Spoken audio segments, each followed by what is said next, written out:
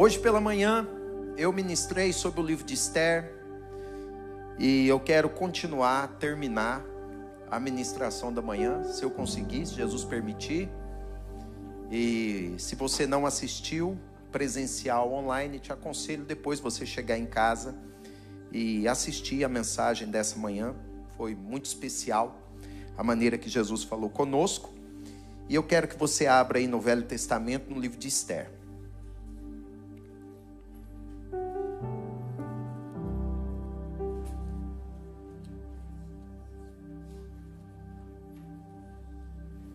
Esther, capítulo de número 1. Nos dias de Assuero, verso 1, o Assuero que reinou desde a Índia até a Etiópia, sobre 127 províncias, um grande reinado.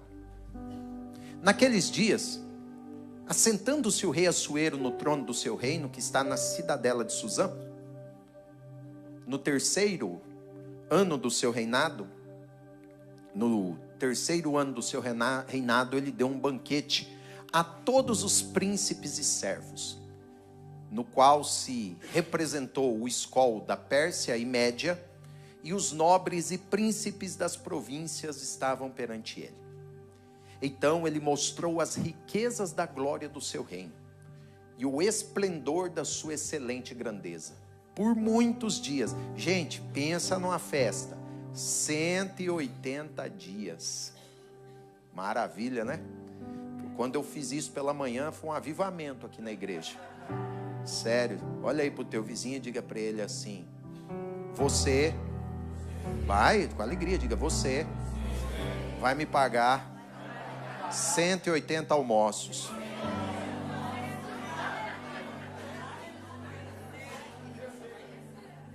Eu falei Jesus aqui, teve gente que não deu glória a Deus. Falei de ganhar almoço aqui, eu vi o fogo que acendeu aí, Deus está vendo. 5. Passado esses dias, deu o rei um banquete ao povo que se achava na cidadela de Suzã, tanto para os maiores como os menores, por 7 dias, no pátio do jardim do palácio real. Agora, irmão, ele deu um banquete para o povo da cidade. Imagina, ele está dando um banquete de 6 meses para os convidados. Agora ele vai dar um banquete de 1 semana para o povo da cidade. Imagina o presidente da Câmara chegar aí e falar assim: ó, irmão, 1 semana de festa para todos os moradores de Lisboa. Nas devidas proporções, é o que aconteceu. Olha aí, 6. Havia tecido branco, linho fino, estofa de púrpura, atados com cordões de linho, púrpura, argolas de prata, coluna de alabastro. A armação dos leitos era de ouro, de prata, sobre um pavimento de porfiro, de mármore, alabastro, pedras preciosas, para demonstrar a riqueza, a grandeza do reino dele. Dava-se de beber em vasos de ouro, vasos de várias espécies, havia vinho real, graças à generosidade do rei. Bebiam sem constrangimento, como estava prescrito, pois o rei havia ordenado aos oficiais da sua casa que fizesse segundo a vontade de cada um. O rei falou assim: sem miséria, hein? Pode distribuir comida e bebida à vontade. E aí o verso 9: a rainha Vasti deu um banquete às mulheres na casa real do rei Assuero. E esse livro, o livro de Esther, eu aconselho você a ler depois na sua casa. É um livro muito interessante. Você vai encontrar ali 10 capítulos. É um livro maravilhoso. E esse livro ele tem uma característica muito especial, que você vai encontrar apenas nele. Você não vai encontrar mais em nenhum outro livro da Bíblia.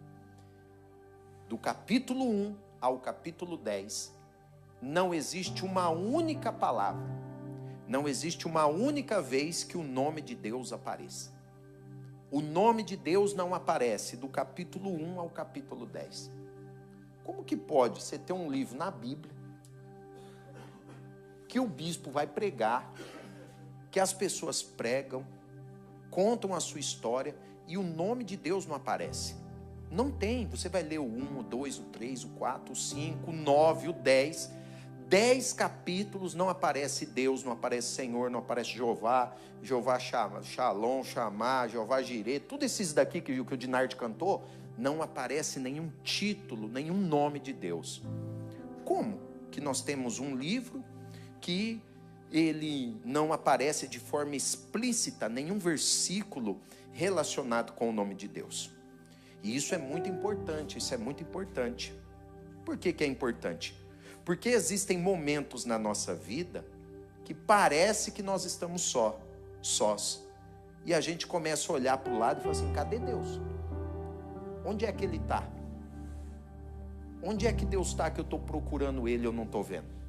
Se nós olharmos com a lente humana apenas dos versículos, você vai ler do capítulo 1 ao 10 e não vai achar Deus. Deus, humanamente falando, Ele não aparece lá no livro de Esther, se você olhar os capítulos. Mas, na nossa vida, às vezes pode acontecer isso. Talvez você está aqui, ó, olha aqui para mim. Talvez você está aqui, você está vivendo uma fase assim. Parece que você procura e não acha. Olha e não encontra. Bate e parece que não tem ninguém para abrir. Chama e parece que não tem ninguém para responder. Com carinho, pergunte para o seu vizinho, você já viveu alguma fase assim? Pergunta para ele, parecia que você estava sozinho? Que fase, bispo? Você procurou, parecia que Deus tinha te deixado, parecia que Ele tinha te abandonado, não é? Então o que a gente entende e aprende? Que em Esther, guarde isso, o nome de Deus não aparece visivelmente, mas a sua mão está trabalhando nos bastidores da história. O nome dele não está escrito grandão num placar, num luminoso, num outdoor, não está escrito na fachada de um prédio, não está escrito no neon, mas a sua mão está trabalhando silenciosamente nos bastidores. Eu tenho uma palavra para alguém hoje aqui. Se você tem olhado e procurado e não tem encontrado, assim diz o Senhor, eu estou a se mover e a trabalhar nos bastidores da tua história. Estou falando para alguém. Se você acha que está sozinho, não, você não está sozinho. O nosso Deus, Ele gosta de trabalhar no silêncio. Pegue na mão de alguém, uma, duas pessoas e diga, descansa, Deus trabalha no silêncio.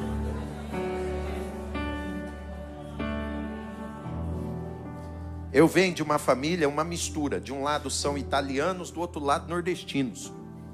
Então você vê que são dois povos bem animados, vivos, né? Que a gente, né, conversa com a mão, aquela coisa toda, fala alto.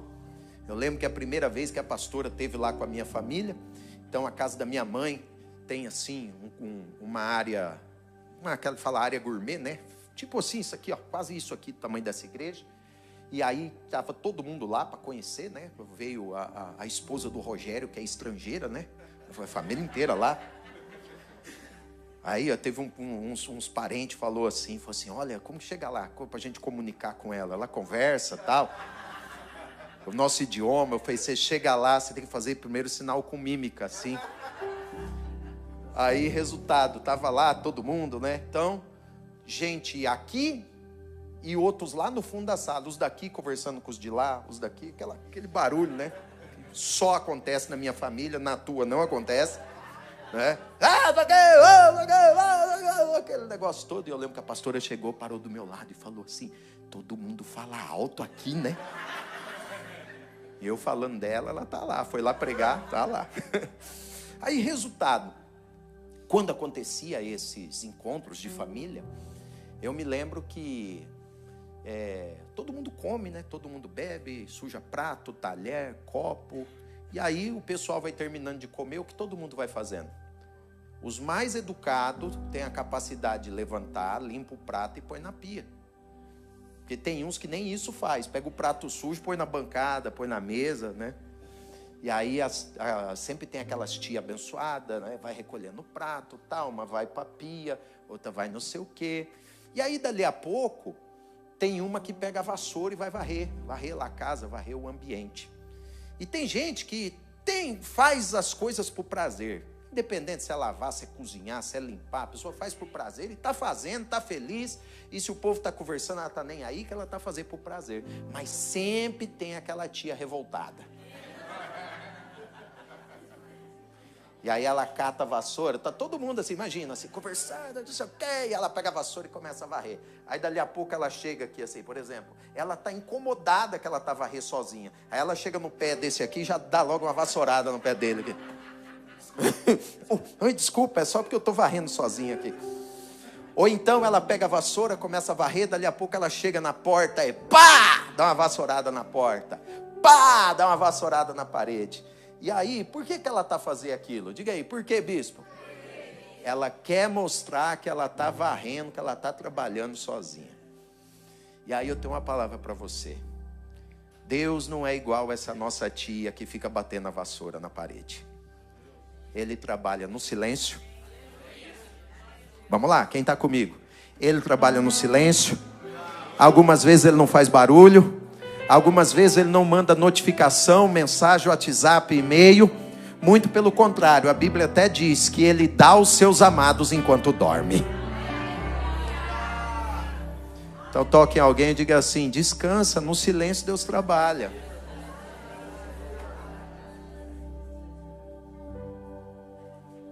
Não devemos confundir silêncio com ausência. De novo. Não devemos confundir silêncio com ausência. Muitas são as oportunidades que parece que tudo está parado, mas Deus está a se mover, Deus está a trabalhar. Esther é esse livro. Quando você olha e encara no primeiro momento, parece que Deus nem está na história. Ninguém chama por ele, o nome dele não aparece, não existe um anjo se manifestando, mas o Deus invisível, mas real, está trabalhando e se movendo nas páginas da história desse povo. Então eu tenho algo bonito de Jesus para te dizer. Talvez você veio para o culto e o anjo não pegou na tua mão. Você veio para o culto e não sentiu nenhum arrepio, nada de diferente. Talvez você vai até sair do culto pensando assim: eu não vi nenhum anjo sentado, uma bola de fogo passar na minha frente. Eu não vi nada de diferente acontecer na minha vida e na minha história. Mas eu tenho uma palavra boa do céu para ti. Mesmo que você não veja nada, não sinta nada e pareça que não aconteça nada, o céu está a trabalhar na sua vida e na sua história. Essa é a história do livro de Esther. O nome de Deus não aparece, mas ele está quietinho trabalhando nos bastidores. E esse livro é interessante porque nós vamos ter alguns personagens principais. O primeiro é o rei Assuero, que nós já lemos sobre ele aqui. E o rei Assuero foi um dos maiores reis da sua época. Ele foi casado com a rainha Vasti. E a rainha Vasti, eu falei pela manhã, que ela perdeu o seu cargo e a sua posição, porque ela não cumpriu com o protocolo do cargo, o protocolo da posição. Eu expliquei cedo que todo cargo, toda posição possui um protocolo. As pessoas querem o cargo, querem a posição, mas não querem cumprir com o protocolo, as ordenanças, as obrigações de um cargo e de uma posição. Bom, resumindo, o rei, na sua festa, manda chamar a rainha. Ele diz assim: chame a rainha, eu quero apresentar a rainha para todos os meus convidados. Se você percebeu, o rei mostrou sua riqueza, mostrou seus tesouros, mostrou o seu governo, mostrou seus servos, mostrou o seu reinado. Agora ele queria apresentar a sua esposa. Não sei o motivo, não sei a razão. Eu até brinquei pela manhã. Se calhar, o rei tinha feito algo e a rainha estava brava com ele. Só quem é casado vai entender. E pronto, fecha o parênteses. A rainha Vasti diz assim: eu não vou me apresentar. Como resultado, o rei diz assim: beleza, não tem problema. Eu vou remover você do seu cargo de rainha, vou tirar você dessa posição e vou colocar outra pessoa no seu lugar. Ou seja, uma vaga é aberta. Uma oportunidade surge. E eu falei pela manhã que nós devemos nos preparar, Porque grandes portas e oportunidades vão se abrir e surgir para quem estiver pronto e disponível. Eita, já animou, já teve uns 5, glória a Deus. De novo, se prepare, porque Deus vai abrir portas improváveis e impossíveis. Dentro do palácio onde existia o rei Assuero e a rainha Vasti, existia um homem muito mau. Esse homem mau era o Amã. Amã era vaidoso e Amã era maligno. Vaidoso porque ele gostava de algo. Ele gostava de que nos momentos que ele passasse, as pessoas se curvassem e se dobrassem diante dele. Então lá vai passando o Amã aqui, todo mundo deveria se curvar. Ó, grande Amã, pode passar. Então no palácio tinha um rei Assuero, a rainha Vasti, que agora foi destituída. E no palácio existe também o Amã, que ele gosta que as pessoas se curvem diante dele. Dentro desse mesmo palácio, que existia o rei, que existia uma rainha destituída e o Amã, na região do palácio existia um homem, Mardoqueu ou Mordecai. Quem era esse homem? Ele era um judeu que havia se estabelecido num país e não havia voltado na sua terra após o exílio. E ele tinha uma característica. Diga aí, qual era, bispo? Ele não se curvava e não se dobrava para ninguém. Não porque ele era orgulhoso ou soberbo, não. Porque ele sabia de uma coisa, que se curvar era um gesto de adoração. Então Mardoqueu, Mordecai, ele sabia, eu só vou me curvar, eu só vou adorar ao Deus vivo e verdadeiro. Ele sabia que o dobrar, o curvar, representava um gesto de reverência e de adoração. Ele, conhecendo ao único Deus, amando e servindo ao único Deus, no coração dele ele dizia, a minha adoração é somente para Ele. Minha gratidão é somente para Ele. Não vou reverenciar, me curvar, dobrar e adorar nada e nem ninguém. Por quê? Para qual motivo iria eu me curvar e me dobrar diante da criatura, se eu tenho a oportunidade de me curvar e me dobrar diante do Criador? Para que adoraria eu a criatura, se eu tenho a oportunidade de reverenciar o Criador de todas as coisas? Ei, Jesus está dizendo, me adore, se curve diante de mim, se prostre na minha presença, eu sou o dono de tudo e de todas as coisas. Adore a Jesus, celebra Jesus, glorifica Jesus.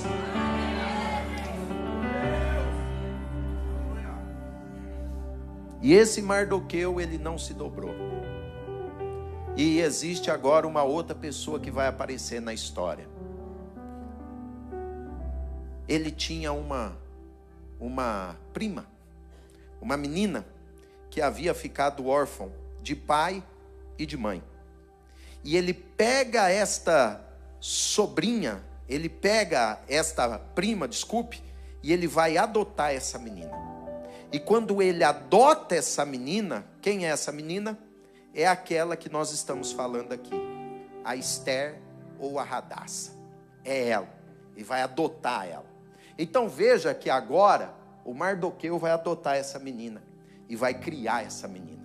E eu falei pela manhã que Deus é aquele que pode pegar uma menina órfã e fazer dela uma rainha. Deus é aquele que pega uma menina sem pai e mãe, criado por um parente, e faz dela a mulher mais importante da nação, do reinado. Eu falei sobre isso pela manhã. E eu falei pela manhã sobre a cura da orfandade, a cura do abandono, a cura da paternidade.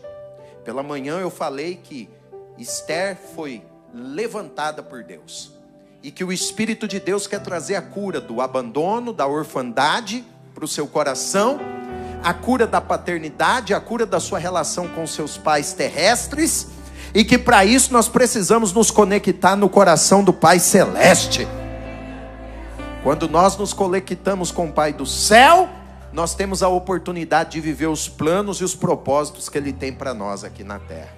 Bom, Você vai ler esse livro depois na sua casa e você vai entender que quando a rainha Vasti é afastada do cargo, abre-se uma vaga, abre-se uma oportunidade, e então eles vão separar as mulheres mais belas do reinado, as mulheres mais belas daquela região. E foi o primeiro concurso de Miss Mundo que aconteceu. É Miss Mundo? A mais famosa é Miss Mundo, é isso? É Miss o quê? Miss Universo. É essa aí. O mundo é pouco, é a Miss Universo das galáxias. A primeira que nós temos noção que está na Bíblia é essa aqui. E a rainha Esther, que não era rainha, ela teve pelo menos 1 ano de preparação. Ela se preparou 1 ano para uma reunião. Ela se preparou 1 ano para um encontro. Diga assim, 1 ano para uma reunião. Diga, 1 ano para um encontro. E eu tenho falado muito sobre isso, sobre você estar preparado para quando as oportunidades de Deus chegarem na sua vida. Está preparado, porque quando você menos imaginar, o telefone pode tocar. Está preparado, porque quando você menos imaginar, você pode ser chamado para participar daquela entrevista que você tanto espera. Está preparado, porque quando você menos imaginar, chega um e-mail, chega um convite, chega uma oportunidade. Eu me lembro que quando eu comecei a pregar, no início do meu ministério, meu irmão, você imagina uma igreja com um pastor que pregava, vários pregadores, era uma oportunidade assim, uma cada ano.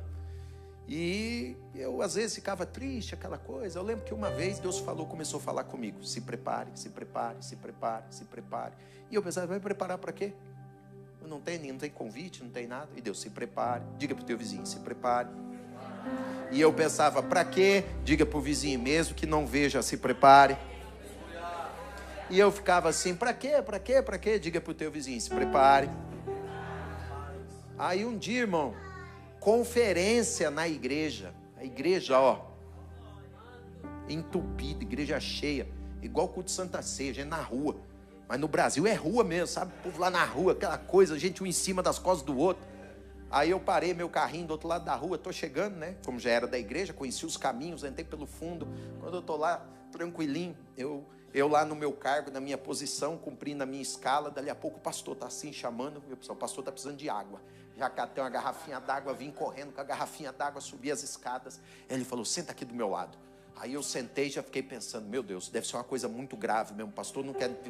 Quando eu sentei, ele falou assim, acabei de receber uma mensagem. Eu falei, era naquela altura, irmão, era SMS. O WhatsApp é uma coisa atual, entendeu? É lá atrás. Aí eu falei assim, qual foi a mensagem? O pregador da conferência não vem.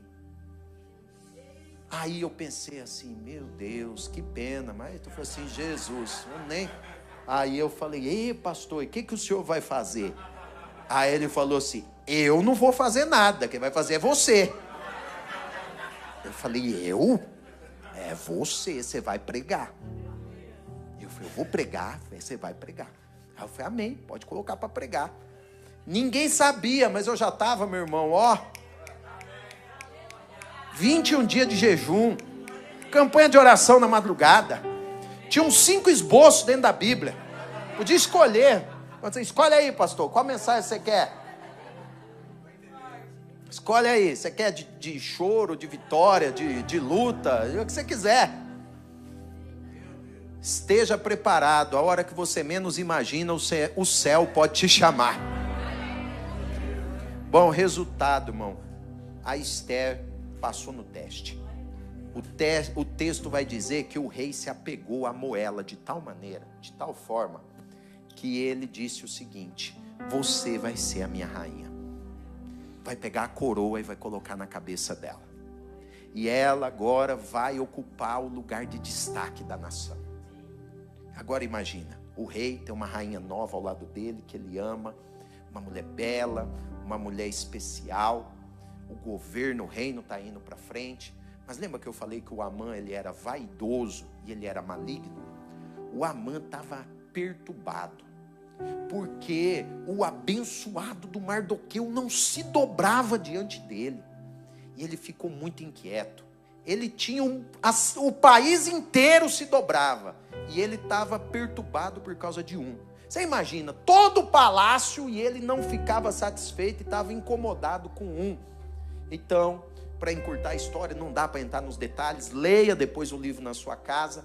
Ele vai conseguir uma autorização com o rei. Diga aí, autorização com o rei. E a autorização é o seguinte: matar todos os judeus que existiam no reinado da Pérsia. Ele descobriu que o Mardoqueu era judeu. Ele falou, então eu já sei, vou matar todos os judeus e eu resolvo o meu problema. Olha que homem maligno, olha que homem perturbado. Então a notícia começa a correr. Vai morrer, vai morrer, vai morrer, vai morrer, vai morrer. A lei já está aprovada. O Mardoqueu vai acabar com tudo. O Amã vai acabar com todo mundo. O Mardoqueu, ele era um homem especial. Ele era um homem especial. Porque eu costumo dizer que o Mardoqueu, ele era como um vigia, no sentido de ser alguém que estava acordado e atento aos acontecimentos à sua volta. Ele era um vigia porque ele estava atento a tudo que estava acontecendo ao seu redor. Ele percebe o movimento, ele entende, ele faz a leitura dos acontecimentos desse projeto de morte. Então ele toma uma decisão. Ele vai até a rainha Esther e chama ela. Esther, eu preciso falar contigo. Ela se apresenta. Quando se apresenta, ele fala, olha, o negócio é o seguinte, o Amã está querendo acabar com todos os judeus. O Amã mandou matar todo mundo. Eu vou morrer, nosso povo vai morrer, todo mundo vai morrer. Naquela hora, a Esther fica assim um pouco assustada, um pouco preocupada sobre o que fazer, como se comportar, como se posicionar, porque ela não poderia entrar na presença do rei a hora que ela quisesse. Ela não podia chegar lá assim, o palácio não era aquela coisa assim que ela entrava, falava, dá licença aí, rei, tem que falar. Não.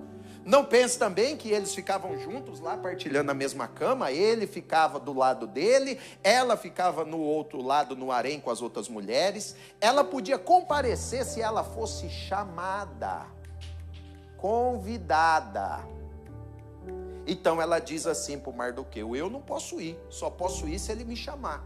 Se eu fosse sem ser convidada, eu corro o risco de morrer, de perder o cargo. Então eu estou pensando em sair fora e eu não tenho nada a ver com isso.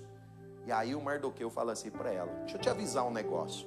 Não pense só porque você é rainha que você vai escapar disso aí, não.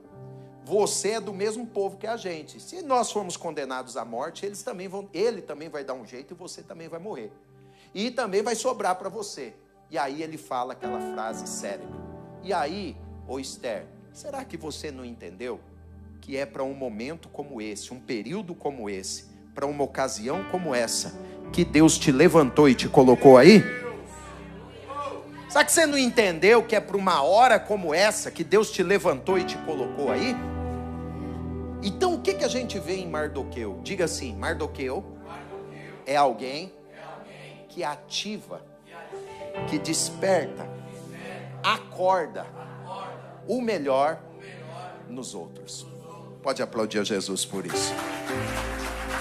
Ele está despertando, acordando, ativando a Esther.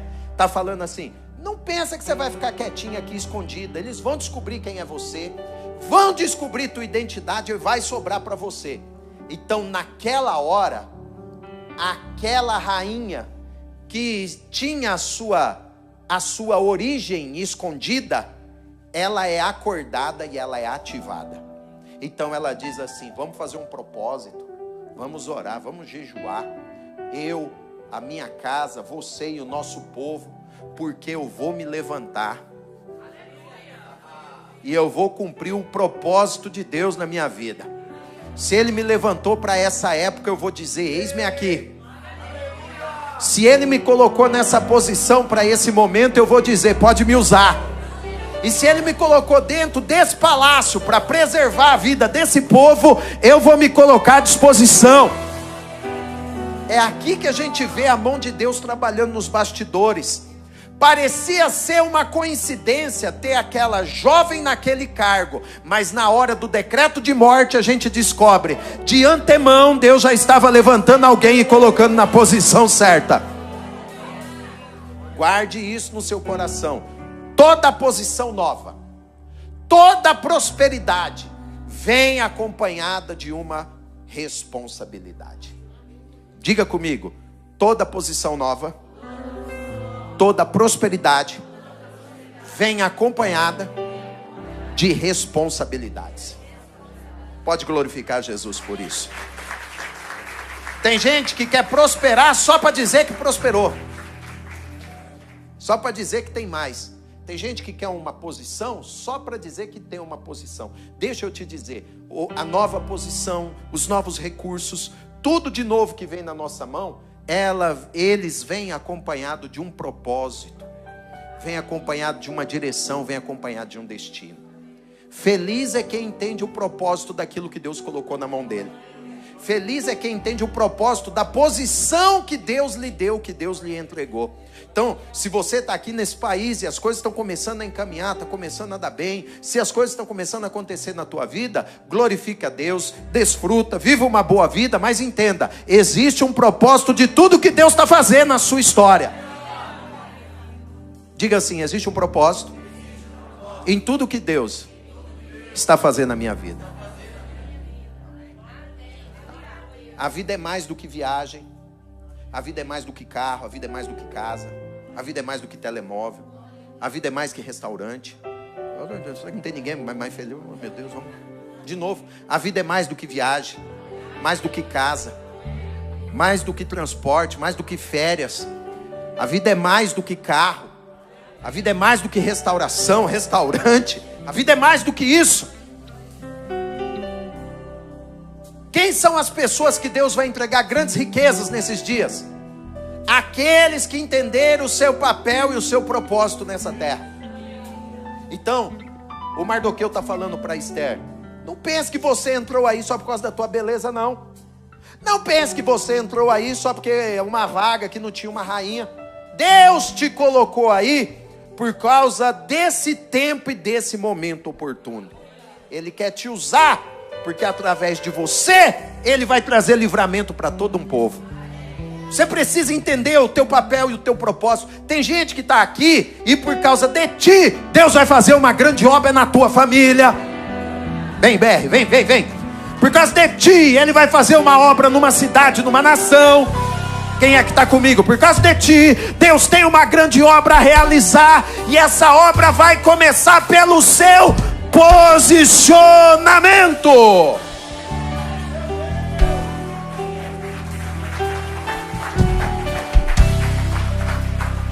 Aleluia. Diga comigo, Esther se posicionou. Eu não sei para que eu estou a falar, mas você precisa se posicionar.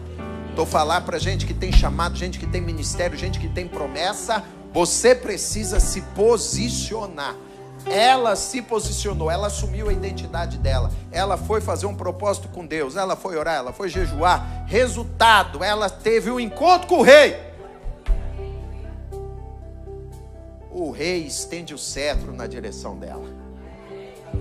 Quando ele estende o cetro, ele está dizendo assim: venha, você é bem-vinda. Venha, eu estou te dando acesso. Essa é a palavra. Venha, eu estou te dando acesso. Ei, BR, eu vou falar. Venha, a porta está aberta, eu estou te dando acesso. Eu declaro e libero na tua vida. Para quem está se posicionando, Deus vai te dar os acessos que você precisa. Você veio no culto certo, na reunião certa, no dia certo, porque assim diz o Senhor. IBR, você celebre com a melhor glória do domingo. Eu vou te dar o acesso.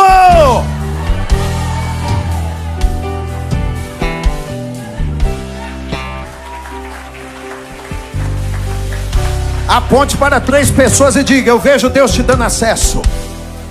Diga para alguém: eu vejo uma porta abrindo. O cetro está estendido na tua direção. Ei, rompe o cansaço e enche esse lugar de adoração.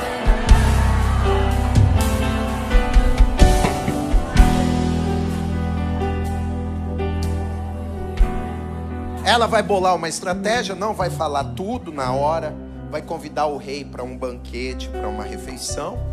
Sabe por que tem muita gente que não consegue resposta, milagre, ou não consegue resolver os problemas da vida? Sabe por quê? Porque você não aprendeu a preparar o ambiente, a preparar o terreno. Você trata os assuntos em qualquer hora, em qualquer lugar, de qualquer jeito, de qualquer maneira. A Esther nos dá uma aula. Ela fala para o rei assim: olha, rei, eu vou fazer um banquete. Eu vim aqui só para te convidar, para você aparecer lá na minha casa. Eu vou fazer lá uma refeição com tudo aquilo que você gosta. Na hora o coração do rei bateu acelerado. Ele falou: meu Deus, um banquete. Jesus, aleluia. Bom, no desenrolar da história, ela vai abrir o coração, vai contar o que estava acontecendo no decorrer de 2 banquetes, de um dia e do outro dia, e ela vai falar assim pro rei: ó, tá vendo esse Amã? E chamou o Amã também para a mesa. Tá vendo esse cara aí, ó? Esse Amã, ele quer acabar com o meu povo e acabar comigo. Ele tem tudo preparado para exterminar e acabar com todo o meu povo e acabar comigo. Bom, irmãos, na hora vai acontecer uma situação constrangedora. O rei vai sair, Amã vai cair lá no pé da Esther, implorando: ai, tem misericórdia. E quando o rei chegar, o rei vai falar assim: infeliz, você está tentando violentar minha esposa. Ele imagina ele tipo meio que caído assim nos pés da Esther. E ali já aparecem os servos e ele já dá uma ordem e fala assim: acaba com esse Amã, mata esse Amã. E o Amã tinha construído uma forca lá no quintal da casa dele. Resultado, o Amã que queria matar, no fim ele morreu. O Amã que queria destruir, no fim foi destruído. E o povo que era para morrer, no fim ficou vivo. Então eu dei toda essa volta correndo para chegar aqui no capítulo 9. Esther capítulo 9. Esther capítulo 9. Verso de número 1. Capítulo 9, verso 1. Esther capítulo 9 e o verso de número 1. No dia 13 do 12º mês, que é o mês de Adar. Marque aí o mês de Adar. Você sabe qual que é o mês de Adar? Mês de Adar, no calendário judeu, é o mês de fevereiro, março. Fevereiro, março. Fevereiro, março. É esse mês nosso que a gente está aqui. Quando chegou a ordem, a palavra do rei, deveriam ser executadas. No dia que os inimigos dos judeus esperavam apoderar-se deles, marque essa palavra, meu Deus, essa frasezinha. Sucedeu, aconteceu o contrário. Marque essa frase, marque. Marque que eu vou ler só ela. E você pode dar um bom glória essa noite. Aconteceu o contrário. Alguns dias atrás eu acordei de um sonho muito bom. E quando eu acordei, o Espírito de Deus falou assim comigo: Esther capítulo 9. E era uma madrugada, e quando eu fui ler o texto, eu li essa frase, o Senhor falou comigo: quando você for pregar, você vai profetizar. Eu falei: profetizar o quê, Espírito Santo? Você vai dizer para a IBR o seguinte: que eu sou o Deus das grandes viradas. Aleluia, pode aplaudir da glória. Deus é o Deus das grandes viradas. Eu não sei qual foi o diagnóstico que você chegou, qual a palavra que você trouxe, a condenação que você trouxe, o decreto que você trouxe para esse culto. Eu estou pregando para pessoas que trouxeram diagnósticos, palavras, decretos, condenações. Mas assim diz o Senhor: nós estamos no mês de Adar. Esse é o mês das grandes viradas. Se prepare, vai acontecer o contrário. Aponte o dedo para alguém e diga: vai acontecer o contrário.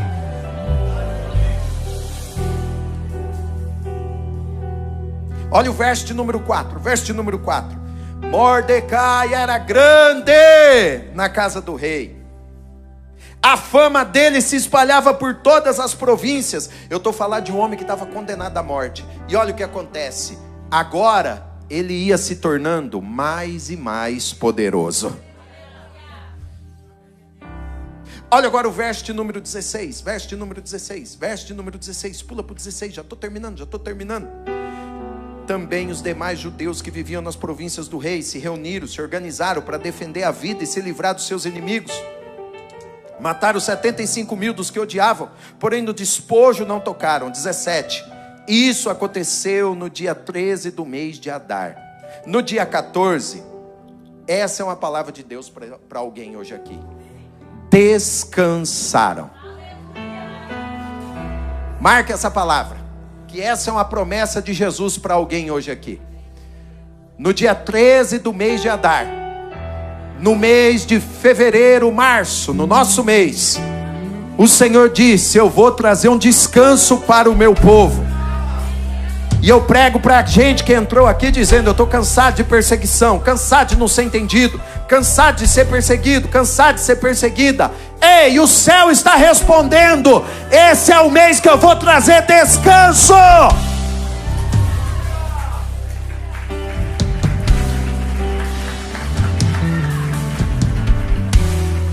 Olha o verso 18.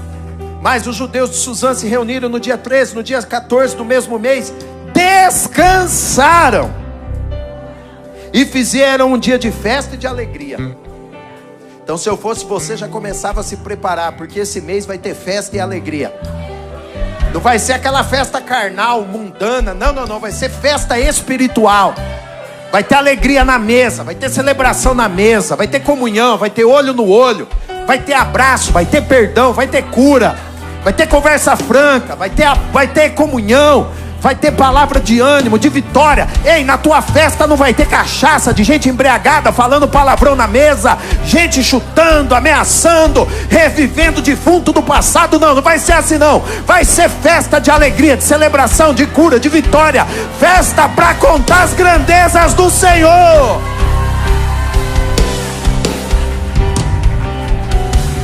Aponte o dedo para alguém e diga: vai ter festa na tua casa.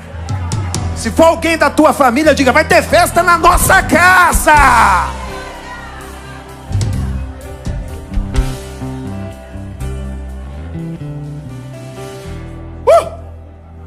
Tequia seio que ande que a arquelemia toquia de raço que eu sou yasu. Estou falando para gente que vem de grandes perseguições, grandes batalhas, grandes guerras. Ei, se prepare, está chegando um tempo de descanso. O nosso Deus é Jeová Shalom, Deus da paz. 19, os judeus das vilas que moram nas aldeias fazem do dia 14 do mês de Adar um dia de alegria. Olha isso, eu vou ler isso, gente. Um dia de alegria. Faça isso na tua casa, um dia de alegria. Mas o dia de alegria, meu irmão, não é o dia vendo piada do Tiririca, não. Um dia sem reclamar, um dia sem murmurar, um dia sem apontar o dedo na cara de um amigo, de um familiar, de um ente querido, para lembrar coisa do passado. Não é isso não. Faça um dia de lembrança, de ânimo, de vitória, de cura. Um dia de afeto, um dia de amor, um dia de abraço, um dia de toque. Um dia de alegria, um dia de banquete, um dia de festa. Dia de mandar porção de banquete uns aos outros. Verso 20. Mordecai escreveu cartas e enviou a todos os judeus que se achavam nas províncias do rei Assuero, aos de perto e os de longe. E olha o 21. E ordenando-lhes que comemorasse o dia 14 do mês de Adar e o dia 15 todos os anos. Comemorasse todos os anos. E agora preste atenção nesse verso de número 22, e eu vou terminar aqui que meu tempo acabou. Olha que coisa linda. Como os dias em que os judeus se livraram dos seus inimigos, o mês, meu Deus, que se lhe mudou de tristeza em alegria. Marca isso, marca isso. O mês que mudou de tristeza para alegria.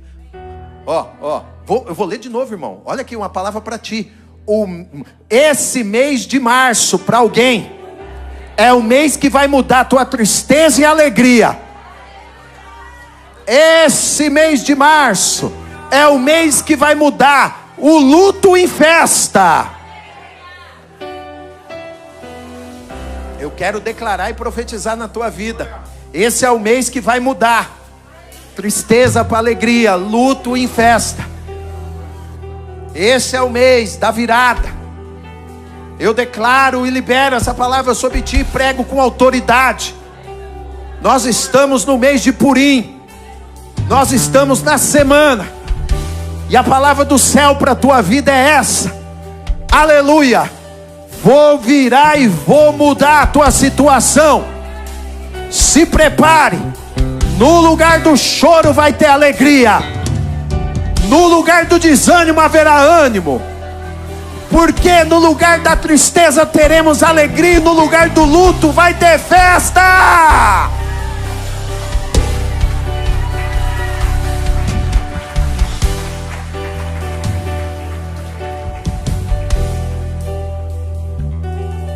Isso aqui é uma palavra que está em alta nos nossos dias. Uma palavra que está em alta. Diga assim, uma palavra que está em alta.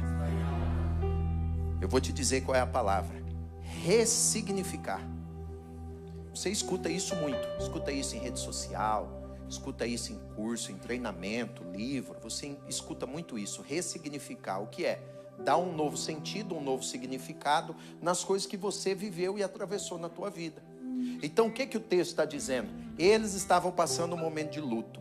Eles estavam passando um momento de morte. Eles estavam passando um momento de condenação. Eles estavam passando um momento de extrema dor, extrema tristeza. O que eles fizeram? Diga aí, o que eles fizeram, bispo? Foram buscar a Deus. E aí, o que o Senhor fez? Ele deu um novo sentido e um novo significado para aquele período e para aquele momento.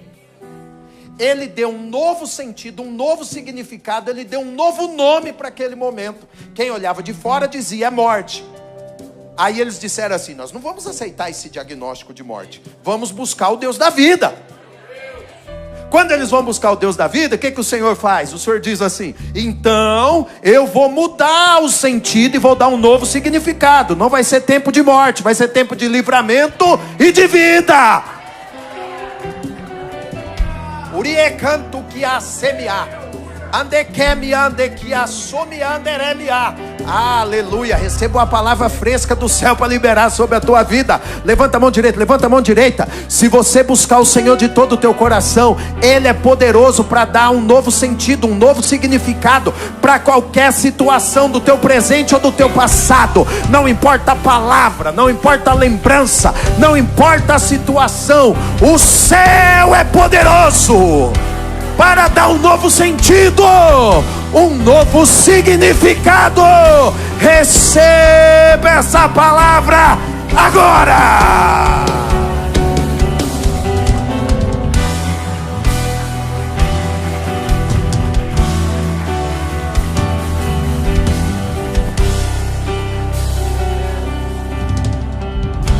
Está vendo como é importante você buscar Deus? Pega na mão de alguém e fala para ele, ó, tá vendo? É importante você buscar Deus. Ele pode dar um novo sentido porque aconteceu na tua vida. Você olha para algo e pensa, isso aqui é meu fim. Mas se você conecta-se ao Senhor, Ele pode pegar aquilo que parece ser o teu fim e transformar num grande recomeço. Ele pode pegar aquilo que era para ser a tua maior vergonha e fazer daquilo uma oportunidade de revelar dupla honra. Ele pode pegar algo que aos seus olhos pode ser algo muito ruim e transformar aquilo num testemunho de um grande milagre, de algo muito grande. Um novo sentido, um novo significado. As pessoas olhavam e diziam tristeza, as pessoas olhavam e diziam luto, as pessoas olhavam e diziam morte. Mas porque eles buscaram o Senhor disse assim, não, eu vou ressignificar. Vou dar um novo sentido, uma nova palavra. Vou dar um novo significado para isso. Sabe, enquanto eu prego aqui, eu vejo o Espírito de Deus trabalhando nas lembranças, nas emoções de algumas pessoas. Eu vejo. E à medida que Ele trabalha, Ele está dizendo assim, eu vou pegar a tua maior dor. Eu vou pegar o teu maior conflito. Eu vou pegar os seu maior problema, a sua maior dificuldade, e vou transformar isso num testemunho poderoso que vai glorificar e exaltar o meu nome de Jesus para ti.